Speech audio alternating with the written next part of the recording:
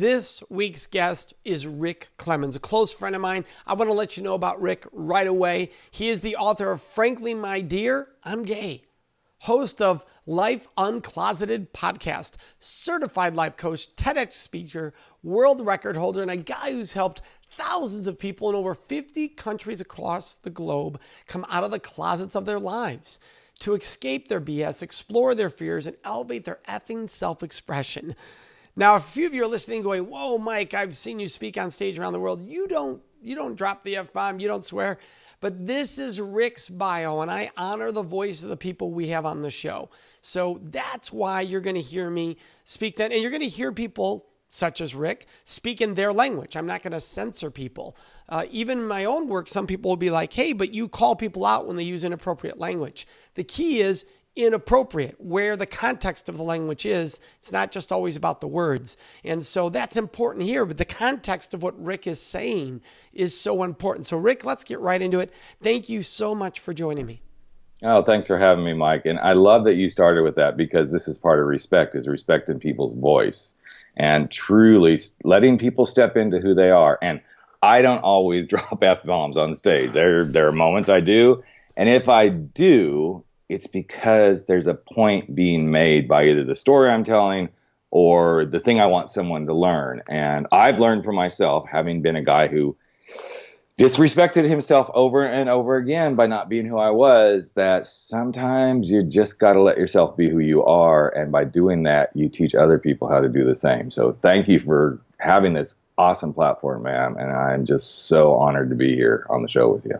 Well, I'm thrilled to have you here. Let's get right into that, because your life history talks a lot about one's voice and gaining that voice back and that journey. And let's talk about how respect plays a role there, because I think a lot of people don't think about respect on the self journey of coming out, from whatever that coming out means. So to give all of our listeners and viewers a little background, when people hear, Life Uncloseted, Frankly, My Dear, I'm Gay, they're probably thinking, there's got to be a story there. There's some ties there. So Rick, can you share your personal story? There's no story. It's just something I picked up and said, hey, let's go do this, right? Of course there's a story. And, I kind of already alluded to it, but there was so much in my life that I disrespected myself because I was trying to live by other people's standards. And I'm so blessed that I did, because I wouldn't be here today if I hadn't disrespected myself. I came out to my parents when I was 19 years old. And they pretty much said, no, you can't be that. There was a little bit of faith-based stuff going on there. And I'm glad they did, because that was right at the beginning of the AIDS epidemic.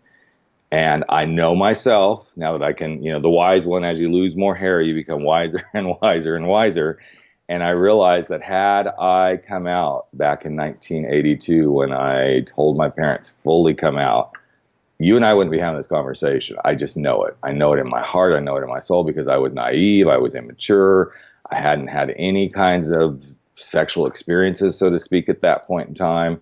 And I honestly believe that I would have become a little rebel and probably would have contracted the virus and wouldn't be having this conversation. So then we roll almost double that amount of time forward. I was 36. Is it okay to pause there, Rick? Because I think there's a lot of powerful stuff there. One, when you came out and your parents said no, you went back in.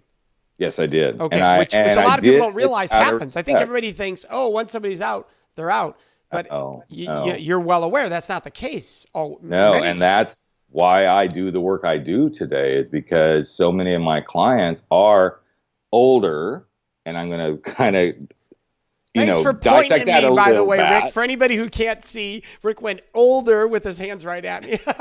Yeah, exactly. We're all. But it's interesting. No, somebody might be asking, am I a client? No, Rick and I are friends. No. Not that being a client of Rick's would be anything but wonderful. But yes, so continue, Rick. Well, so it's so interesting. So I say older in general, but what's so fascinating is my work started with people like myself, 35 plus. All the way up. I mean, my oldest client was 72 when he came out of the closet. And what I've found is many people go back in the closet. Now, here's the interesting thing, Mike, is in the last couple of years, I have still had young people come to me and go, I'm about to get married. I think I shouldn't, the stories unfold. And in two cases, they actually went back in the closet. And I was fully supportive of their decision, because my role as a coach is not to say, go do this. My role is to help you become comfortable and respectful in your own right of who you are. And so it's been really an interesting journey. In fact, when my book came out, what I was shocked the most by is the younger people who came to me and said, I'm talking in their 20s, okay? So that's what I mean when I'm young. I'm like almost 55 myself here. That the young people who came to me and said, I'm so glad you wrote this book, because, I'm way behind the 8 ball. And I'm sitting there going, 22 and you're behind the 8 ball, but you have to put it in perspective of where we are today.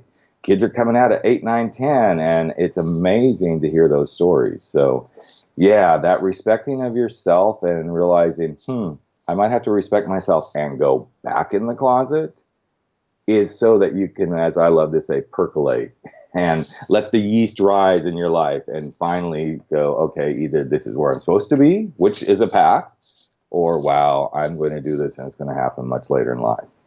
Well, very powerful. So Rick, right there, you talked about the fact that, people choose to go back in, and that you support this because this is their journey. You said, hey, I'm glad I went back in when I did, because I think I would have been, by what you were saying, I don't want to change your words, but exploratory in that rebellion stage, and therefore not as safe in decision-making. Is that considered controversial? Of course it is, because people then can come back at you and say, well, then you knew what you were doing. You were consciously doing this, even though you know. And I'm going to argue that, yes, in some cases that is true. In my case, that was 50% true, but I was still trying to figure out, okay, but am I really gay, or is this just something part of my sexual awakening? Am I trying to figure it out? Other people, they will actually go back in and they push that way, way, way, way down. And there is no acting. There is no, going forward and exploring it. It's like, nope, this is where I'm supposed to be. And then something happens. And that comes rushing back forward. And that's only 2 examples. I mean, there's lots of different ways that people will go do this. And it's not just in sexuality. I have kids that I talk to at university that literally have shown up. In fact, here, you'll love this, Mike, because I know you do this too. I was in a classroom one day, and just in the moment, I had this brilliant question of like, okay, I'd like everybody to close your eyes and nobody peek, and I'm going to ask you a question. How many of you in this classroom are here at college pursuing a major or a path that is because someone else told you this is what you're supposed to do? 50% of the room raised their hands because they were in college pursuing a major or a direction because mom and dad, someone else said, this is what you're meant to do. And that was so impactful and so powerful because it drove home that same exact story that I just told them about myself going back in the closet. Yeah, absolutely. And I could see, are there people that would say that, as Rick, since you're out, how can you be telling others it's okay to go back in? Because it's their life. I'm not saying that that's what I'm preaching, but I can see that pushback. Oh, it happens all the time. And that's where I say my job as a coach is not to say, this is what you should do. My job as a coach is to help people find their path to their truest essence for themselves.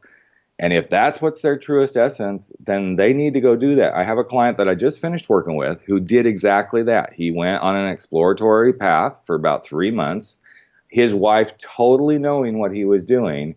And he came back and he said, I believe my path is not this path. And I said, then you need to follow your values, your belief, your heart, and you need to live life your way, which is always what I say. I want my clients to live life their way. I want the audiences that I have the privilege to speak in front of. That is my message. You know this, Mike. It's about make the bold move, live your life uncloseted, live life your way. And if that's what we gave each other as human beings, man, I don't know. I think the planet would be so much different. No, absolutely. To really honor each person's choices is the key to what we're discussing. And for anyone listening, some of the things we're discussing, the aspects of it are not choice. They're born.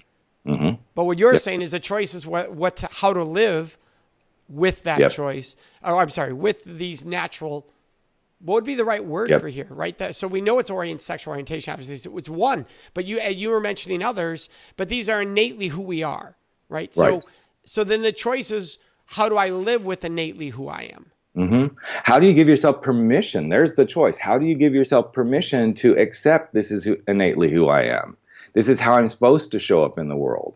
That's the choice. When we know who we are, I have so many entrepreneurs that I've worked with that they knew for so many years they were not supposed to be sitting in a corporate cubicle. They weren't supposed to be following those kind of rules, that they were supposed to be doing their thing. They knew it innately, as much as I know innately I am a gay man. But they had to give themselves permission to say, I'm going to go stand in my truth. I'm going to go run my truth. Because we jumped in early on your story. We didn't let you you didn't get to finish that. And so obviously, as honor and respect and voice, let's go ahead. You were jumping to being in your 30s. So that was like 19. Right. Now you're in your 30s. 30s. I've been married for 13 years and married as in a heterosexual relationship. In a heterosexual relationship with a wife. I had 2 daughters, very young daughters, 4.5 and 9 months old. And there was a moment that I realized this could no longer be the way I live. I could no longer live a dual life. I could no longer pretend that this was the way life was meant to be. And I made the conscious decision to say, I got to do this. And that's when I came out of the closet. And it was a very specific reason that I came out of the closet. Some people say, oh, you met a guy. Yes, I did. But this guy made everything completely different for me because I was used to hooking up. That was my outlet to, okay, I know this is what I am, but I'll go hook up and then I'll pretend like nothing happened. Not proud of that. You know, I will never say, oh yeah, that's the way to do this. It is a way, but it's not the way. And when I met this guy. So for listeners, you're referring to during the years of being in a heterosexual relationship. Yeah. You would still explore the sexuality side right. of who you innately are during the marriage. Gotcha. Right. So there was a weird twist of respect there that I was respecting some of my truth, but I was disrespecting the honest truth. I would take it only to the sexual realm. I couldn't at that point in time take it to the innate emotional and, just connected being with someone realm because I was like, oh, well, no, gay people can't do that. We just have, quote, sex because of so many things that I had been raised in societal views on that. And then I met this guy and started down the same path. And I ended up in his hotel room. But that night was the night that there was no sex. I literally fell in love and I fell apart because there was a connection. It was all about the connection. And I saw something in that moment that I hadn't seen. And in that moment, even though I knew I was about to embark on a journey, and I knew it, I knew I was going to embark on a journey, that this is where I had to step into my self-respect. This is where I had to respect the process. This is where I had to respect the journey. And eventually I figured out this is where I also have to respect others. In fact, at that moment, I realized I had to respect my wife because this could no longer be the way I did life. And so you now go to your wife. Yeah. Talk about one's voice. Not an easy thing to do, except, and now, we've talked about my book being Frankly, My Dear, I'm Gay. That's pretty much how it went down. I didn't use those exact words, but it was, I walked in the door from that trip. I'd been in London, landed at LAX airport because I'm from Southern California at the time, and I had about a 2-hour drive home. I called her from the airport and said, I'm home, and she goes, great, I can't wait to see you. And I said, yeah, I can't wait to see you too. And then I dropped a bomb and said, yeah, we've got some stuff we need to talk about. And I hung up the phone, and I felt like a real shit, to be honest. And the whole way home, I was like, this could be so much easier. And I remember 4 times, Mike, on that trip, 4 times looking over my shoulder, right in front of semis, and going, I could just turn the wheel, and this, nobody would ever know. Nobody would ever have to know this dirty little secret that I held. And when I think about the respect piece that you talk about, that's where I really started respecting myself, respecting my wife, and respecting my children, because I needed to man up. I needed to be who I was meant to be. I needed to man up and be the father I was meant to be. And I actually needed to be the husband I was meant to be, to say, I've created this nasty space and I need to clean it up. And I walked in and I literally said to her, I love you and I care about you, but I'm gay and this isn't going to work. And of course, not pretty stuff happened. I was literally out of the house that night. Justifiably so. I mean, justifiably so for her. She was upset.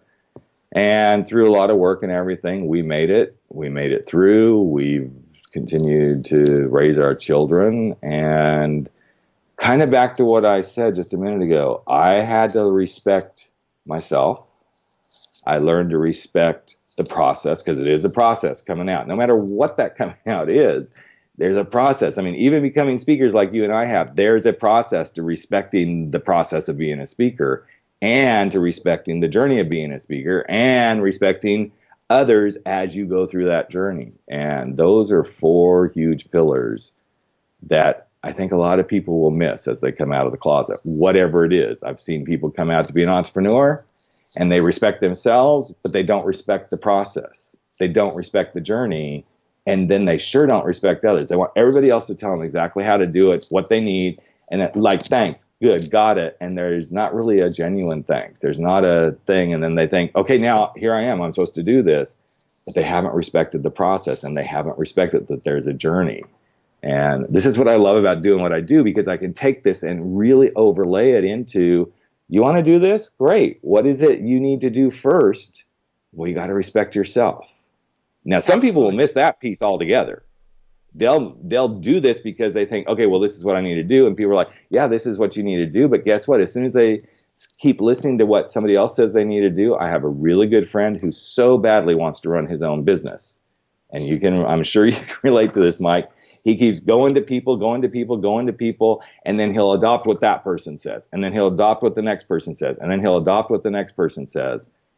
And at the end of the day, he doesn't respect himself, because he won't allow himself to say, here's what I want to do to run my own business. He won't listen to his the voice inside himself. So, Rick, how do you respond to the person who says, wait a second, why am I listening to this expert, Rick Clemons, who disrespected his relationship for all these years by living a lie? And I'm not saying that you and I both know that statement, living a lie, is overused. It can be harmful. Yep. But why am I listening to this person who cheated, who wasn't himself? Why is this a person I'm going to listen to when it comes to respect? Because I think I bring forward the insights of, wow, when you can see that, then you're able to help other people see it. If you haven't lived it, if you haven't done it, you can't teach other people. And you can't keep learning yourself. That's the place where I think it starts. You keep learning yourself. And I don't do this because I want to teach people. I don't do this because I think I'm a guru or an expert. I do this because I want to help people avoid the pain. None of us wants to live in pain. And this was not easy. This was not pain-free. This was not stress-free. In fact, I was so stressed out that first year coming out of the closet that I literally lost 120 pounds. And when people saw me, here's where it was really interesting. So let's roll back to when I was 19 and didn't know anything about HIV and all this stuff. So now we're 1996. Things are still being figured out, right? I lost so much weight that people thought, oh my God, he came out of the closet and he's positive, because I looked skin and bones. Now, those of you who can see me now, you can see I'm a fluffy guy now. So no, I'm not skin and bones, but it was that thing where I had to learn this, and now I do this because I don't want anybody to not live their truth. That's why I go speak at colleges and universities, because I want kids to respect themselves enough in this moment, in this time, as they start college and university, to go, this is my life and this is how I want to live. Because you don't want to wake up at 30, 35, 40, 45, 50, 55 and go, oh, I could have done this differently. No, and I love that about you. And you're open and you're vulnerable along the journey. I mean, you're the definition of someone speaking their voice, respecting their voice, because you don't hold anything back when you're talking with people. And I love that about you. What are strategies you would give people, maybe questions, thoughts, skills they can use to help them find that respect for themselves? Because there's an interesting dichotomy in this conversation, right? Because you said at 19, I'm sort of glad my parents pushed me back in because of the danger I could have been in. But at the same time, that means we're talking almost 15 to 20 years of some form of not being able to live with that respect of yourself. Right. And Well, the first thing that I like to ask clients is, do you want to end up here 20 years from now and still feel the same way you do? If you don't do this now, what's going to be different and what's going to be the same? Because it's all about getting to that emotional space, Mike. It's about figuring out anybody who's in pain, they don't want to feel it. So if they make this change now, what will be different? Let's pause there. That's so powerful, Rick, because this applies to so many things in people's lives. So can we go back and just say that question one more time? So if it was 20 years from now, what would be different and what won't be different? Right. If you stay on this track, the key wording you used right where there was, right? If you stay on this track, right, are you going to want, is this where you're going to want to still be? Is that what, if I remember right? Right. Yeah. It's really, is this where you want to be? And if you don't stay on this track, what might be different? And it's not about having people predict their future. It's about inviting them to go explore that future. It's about giving themselves permission to even ask the question. So many people don't give themselves permission to ask the questions.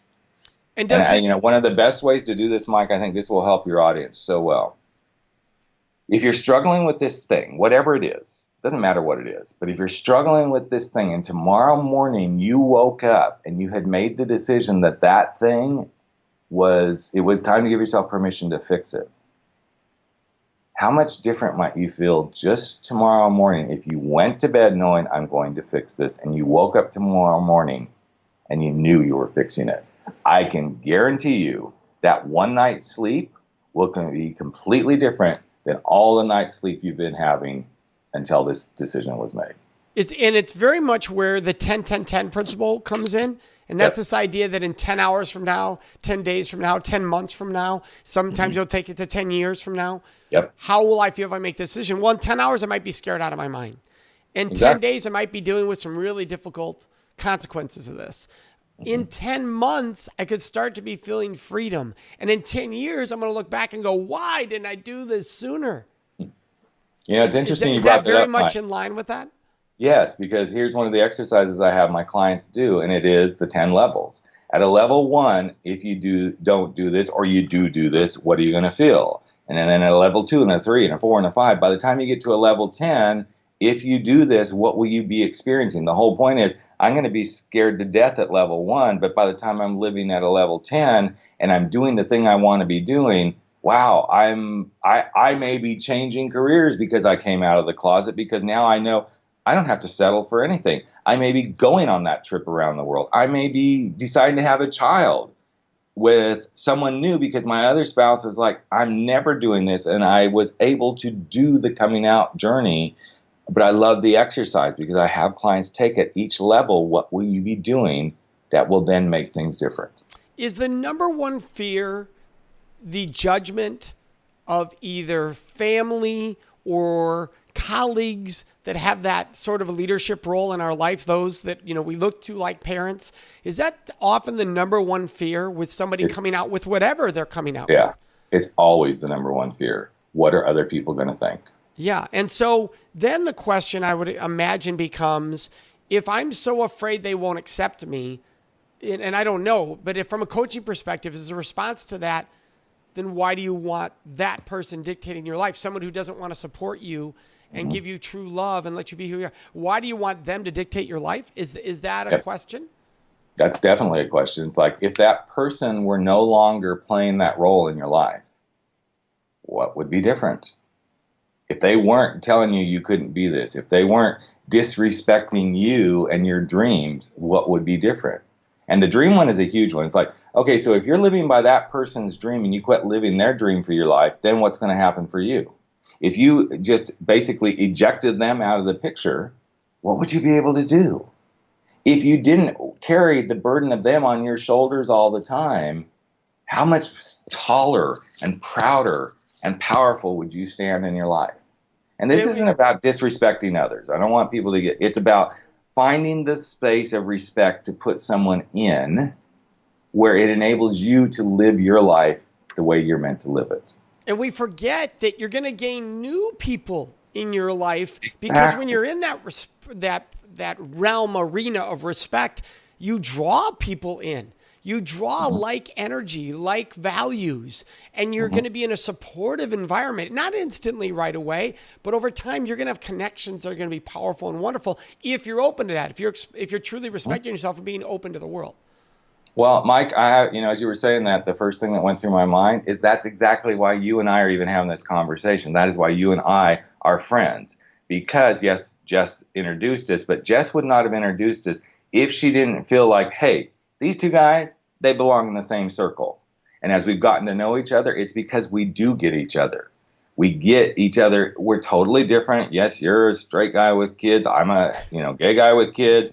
We have fun. We both have this quick wit. We know how to, but it's because we know we can operate in this space. And I drew you, you drew me because of how we show up in the world. Love it. I think that's awesome for listeners to think of who could I draw into my life if I could truly be me, if I could respect every element of me. That's so powerful. Rick, obviously your book's Frankly, My Dear, I'm Gay. What is another book that has impacted you along the journey? Well, it would be the one that I sent you, Mike, and you know which one I'm talking about. Yeah. So this is where I am going to drop the F-bomb. It is the subtle art of not giving a fuck. And when I read that book, I was like, oh my gosh, this is, if I could have written any book, that would have been the book. But I'm so glad that Mark Manson did, and read it. There's things in it that I don't 100% agree with, but for the most part, it's like spot on about how to truly live your life and live it in the right way, with respect for yourself, with respect for others, and truly step up to that space you're meant to live in. The book is so powerful. And like you, there are some examples he chose that I wasn't a fan of. Right. I thought did some harm to our work, but that doesn't mean there's not some incredible lessons in that book and powerful lessons in that book. So I want to thank you so much for joining us, Rick. Oh, thank you, man. It's always a pleasure to get to do anything with you and to be a part of your journey and supporting the work you do. Well, thanks. For everyone listening, you can find Rick at rickclemons.com. We're going to have all of the links to his social media, his book, everything in the show notes of the Respect Podcast.